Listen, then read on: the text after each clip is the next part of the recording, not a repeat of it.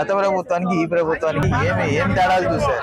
గత ప్రభుత్వానికి ఈ ప్రభుత్వానికి గత ప్రభుత్వం అంటే ఏ ప్రభుత్వం చెప్పండి. తెలుగుదేశం చేసింది కదా. పెద్ద ఆయన నారా చంద్రబాబు నాయుడు గారి గురించి చెప్పాలా. ఆయన మంచి వ్యక్తి, చాలా మంచి చేసినాడు. కానీ ప్రజలకి ఏది అందలేదు. ఎందుకు అందలేదంటే వాళ్ళ నాయకులు మొత్తం దెంగ తిన్నారు. ఆఫీసుల్లో రమ్మని చెప్పి మీటింగ్లు పెట్టుకుని వాళ్ళకి ఏమన్నా మంచి తక్కువ ఉంటేనే వాళ్ళకి మాత్రం అందించినారు. నాది కుప్పం. మీ కుప్పంలో ఇప్పుడు నా పేరు శివాజీ. ఫస్ట్ అని నా పేరు శివాజీ. కుప్పం.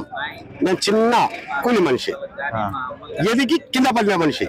వాళ్ళ గురించి నిజం. మా అన్నదమ్ములంతా మంచిగా చెడి కోట్లలో ఉన్నారు. కానీ వాళ్ళతో నేను పోను. ఎందుకంటే అంత బతుకు మనకు అవసరం లేదు. అన్నంత వరకు నిజం. నీకేమో డౌట్ అది అడుగు చెప్తా. అది మీ గ్రామంలో వాలంటీర్ వ్యవస్థ, స్వచ్ఛంద వ్యవస్థ ఇవన్నీ వాలంటీర్ వ్యవస్థ అనేది లేకపోతే నువ్వు పోతావా, నేను పోతానా? ఒక రోగి, ఒక అవ్వ, తాత వాళ్ళ పని వదిలిపెట్టి ఎట్లా పోతారు? వాళ్ళు మంచిగా చేస్తాను. వాళ్ళు పింఛన్ ఇచ్చేదో, వాళ్ళకి బియ్యం తెచ్చి ఇచ్చేదో, మంచిదో కాదు వాళ్ళ పనులు ఏమున్నా మంచిగా చేస్తాను. వాలంటీర్స్ వాళ్ళ మీద మనం అబద్ధం చెప్పకూడదు. వాళ్ళు తక్కువ పనితీరు ఎలా ఉందన్నాడు. మంచిగా ఉంది. వీళ్ళు అబద్ధాలు చెప్తా ఉన్నారు. ఇంట్లో పోయి తలుపు తడతారు, వాళ్ళు నిద్రపోయేటప్పుడు లేపిస్తా ఉన్నారు. ఇంకా ముసలోళ్ళు పడుకొని ఉంటారు, అవా ఉన్నావా అట్లా అని చెప్పి లేపిస్తారు. లేపించి వాళ్ళకి పింఛన్ వస్తారు. అది తప్పుగా అనుకుంటే మనం ఎట్లా? మీకు ఏమేమి పథకాలు అందుతున్నాయి? ఎవరికన్నా నవరత్నాలు అలా నాకు చంద్రబాబు నాయుడులో ఒక్క రూపాయి అందింది లేదు. ఇప్పుడు మా అమ్మకి పింఛన్ వస్తా ఉంది, మా పాపకి అమ్మఒడి వస్తా ఉంది, మా భార్యకి టైలర్ డబ్బులు పడతా ఉంది. డోక్రా దీంట్లో పడతా ఉంది. చెప్పండి. మహిళా దీంట్లో ఉన్నారు కదా, ఈ ఆడవాళ్ళంతా గ్రూప్ గా టైలర్ డబ్బులు పడతా ఉంది మంచిగా. ఇప్పుడు రేపు మేనిఫెస్టోలో ఏం పెడితే బాగుంటుంది అనుకుంటున్నారు మీరు? ఎవరికి? ఇక్కడ ఈ ప్రభుత్వం నాకు తెలిసి ఇప్పుడు ఇచ్చినదే ఎక్కువ. ఆయన మనసాచి ఇంకేం పెట్టినా బానే ఉంటది. ఎంత ఇచ్చినా ప్రజలు బాగా దెంగు తిని కొంతమంది కాదు అని చెప్పి ఎక్స్ట్రా మాట్లాడుతా ఉన్నాం. దానికి మనం ఏం చేయలేం. అంతే. ఇప్పుడు ఎన్ని సీట్లతో గెలుస్తారంటున్నారు? ఎవరు సీఎం? ఖచ్చితంగా సీఎం అయ్యేది జగన్మోహన్ రెడ్డి గారు. కుప్పంలో ఒక్క ఓట్లు అయినా సరే మెజారిటీగా గెలిచేది ఈసారి భరత్ సార్. ఎన్ని సీట్లు వస్తాయి అంటారు? ఎక్కడ?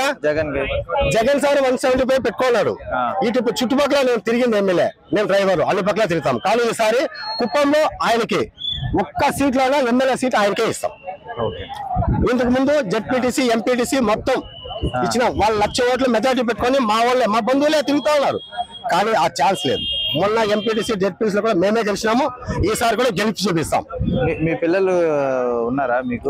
నాకు 2 ఆడపిల్లలు, ఒక మగ పిల్లలు. అమ్మఒడి చిన్న పాపకి పడతా ఉంది. ఒక పాప 6వ క్లాసు, ఆ పాపకి మాత్రం పడతా. స్కూల్స్ ఎలా ఉన్నాయి? నాడు నేడు బ్రహ్మాండంగా ఉన్నాయా? నా బిడ్డలంతా కార్మిక్ లో చదివేవాళ్ళు.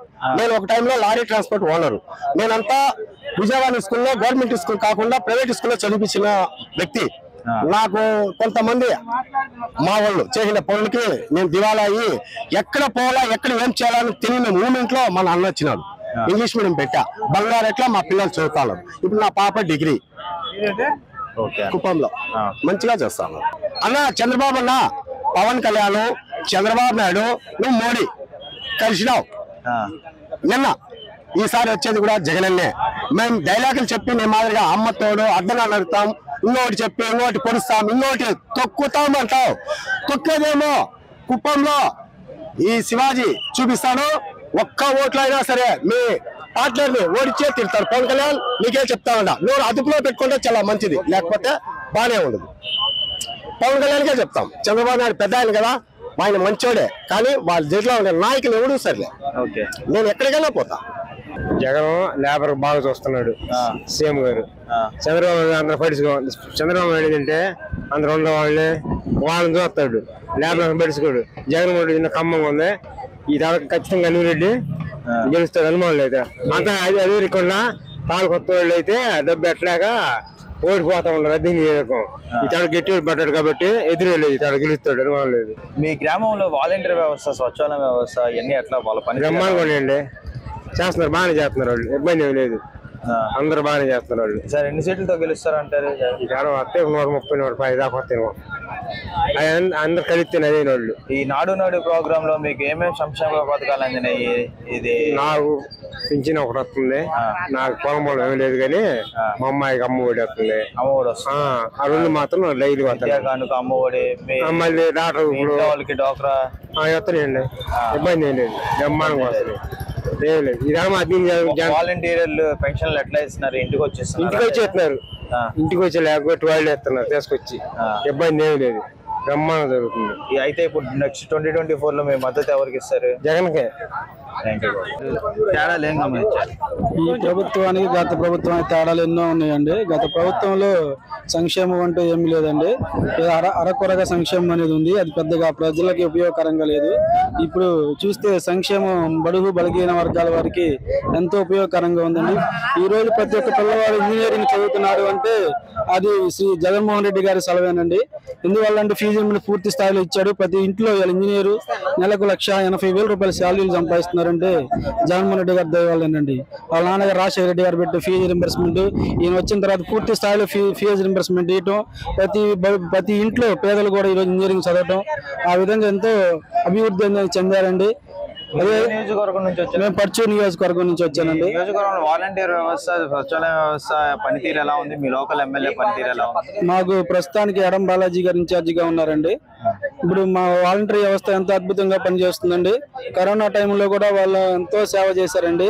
ఈ రోజు వృద్ధులకైనా ఏదైనా సంక్షేమ పథకాలు అందించాలని వాళ్ళు ముందుండి అందిస్తున్నారు.